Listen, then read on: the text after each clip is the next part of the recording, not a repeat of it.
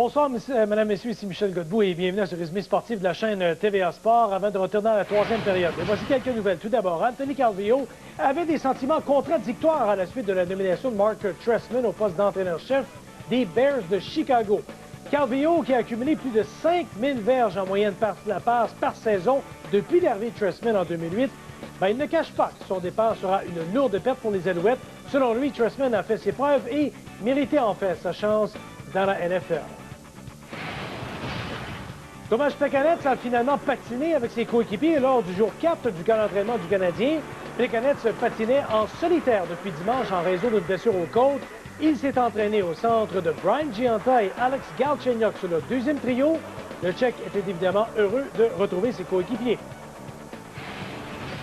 Maintenant, le Canadien a placé le nom de Scott Gomez au ballottage. La nouvelle survient 24 heures après l'entente entre la Ligue nationale et l'Association des joueurs qui permet le rachat hâtif de contrat. Si aucune équipe ne réclame Gomez avant vendredi midi, le Canadien pourra alors aller de l'avant comme prévu avec le processus de rachat de son contrat.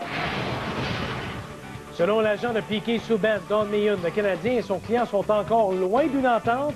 Meehan, qui a fait cette déclaration au journal de Gazette, pense que Souban mérite d'être traité comme l'élite de la Ligue nationale.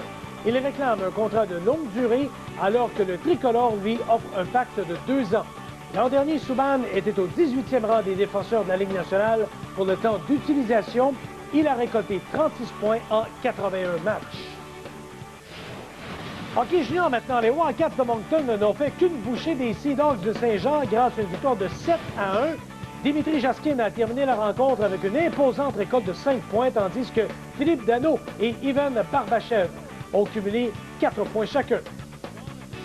Et dans l'autre match présenté, le Rocket et le Titan se livrent un match beaucoup plus serré. C'est toujours l'égalité 5-5 en troisième. Josh Curry de l'île du Prince-Édouard a enfilé un tour du chapeau, alors que Michael Baudry d'Acadie Batters, lui, a déjà cumulé 2 buts et 3 passes. Alors, vous rappelez un pointage, 3-0 équipe Orr qui mène sur l'équipe Cherry. On vous donne rendez-vous au TVA Sport 22h30 pour les faits saillants. Troisième période, après la pause.